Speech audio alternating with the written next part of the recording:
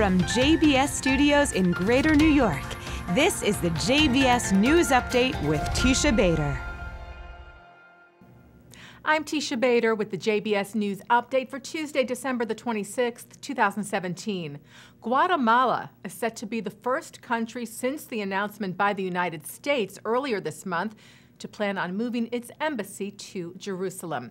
Israel's foreign ministry said yesterday that it received the presidential order from Guatemalan President Jimmy Morales, who wrote on his official Facebook account on Sunday that after talks with Israeli Prime Minister Benjamin Netanyahu, he had decided to instruct his foreign ministry to move the embassy from the Tel Aviv suburb of Herzliya, where it's been located, to Jerusalem.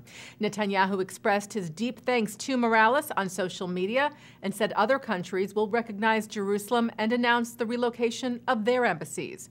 A second country did it, and I repeat it, there will be others. It's just the start, and it's important. In an interview with Israel Radio, Israel's Deputy Foreign Minister Tzipi Hatoveli said at least 10 other countries are in talks to move their embassies to Jerusalem as well, but she did not name them. Israel's Channel 10 reported that the next country likely to make such a move would be Honduras, which borders Guatemala, and along with Guatemala was one of 9 countries that voted no last week when the UN General Assembly passed a non-binding resolution against the U.S. recognition of Jerusalem as Israel's capital. And Netanyahu yesterday evening welcomed the foreign minister of Japan, Taro Kono, to Jerusalem. The two met at the Knesset, where they discussed cooperation on various fronts, and Israel's Channel 10 reported that Kono invited the prime minister to meet in Tokyo with Palestinian Authority President Mahmoud Abbas and with U.S. envoy Jared Kushner. The channel's diplomatic correspondent Barak Ravid said that Netanyahu said he would consider the invite if the U.S. agreed as well. There has been no confirmation of that report from Israel as of yet.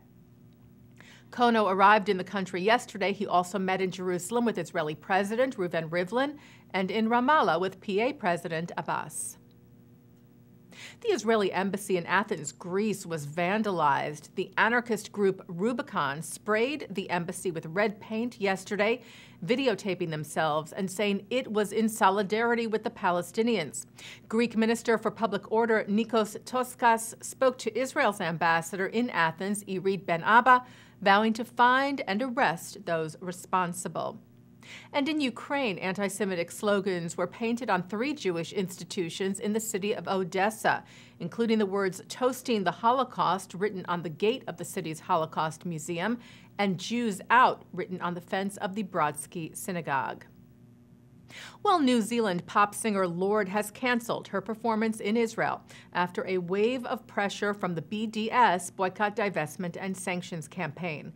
Lorde was supposed to play Tel Aviv in June and said she had researched Israel before booking that show, but after receiving what she said was an overwhelming number of messages and letters from pro-Palestinian fans in her native country, she decided to cancel, adding that she was sorry and hoped to perform in Israel one day.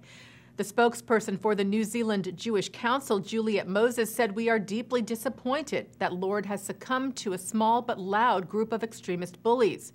She said boycotts of Israel will not lead to peace. Those who advocate them are not interested in negotiations between the two sides to this conflict or a two-state solution. And Israel's ambassador to New Zealand, Yitzhak Gerberg, has now asked the singer for a meeting to discuss the issue, saying that music should unite, not divide, and that solutions come from engagement and lead to compromise and peace. 7 Israeli chess players will not be able to take part in an international tournament this week. According to the World Chess Federation, the 7 were denied visas to participate in the King Salman World Rapid Chess Championship, a speed chess tournament hosted by Saudi Arabia this week. The Gulf state does not recognize Israel and has no formal ties with Israel. Israel Chess Federation spokesman Lior Eisenberg said efforts were still being made to see if the Israelis could take part, but if not, he said, they would be asking for financial compensation from Saudi Arabia, claiming that they were misled, and asking that the event be canceled. Eisenberg told Reuters the event is not a world championship if they prevent chess players from several countries from taking part. He said every chess player should have the right to participate in an event on the basis of professional criteria regardless of their passports, their place of issue, or the stamps they bear. And taking a look now at our programming for tonight on JBS for Tuesday, December the 26th. At 7 o'clock, Modern Orthodoxy leaders Blue and Rabbi Yitz Greenberg share their views on Jewish life today with author Abigail Pogrebin from Limud, New York, 2017. At 8, Pogrebin sits down with her mother, feminist icon Letty Cotton Pogrebin, and her sister, New York Times writer Robin Pogrebin, to talk about their work, family, and Jewish identity. Then at 9 tonight, Mark Golub sits down with cast members of the hit Amazon series The Marvelous Mrs. Maisel, including the show's star Rachel Brosnahan, Alex Borstein, Michael Zegan, and Maren Hinkle.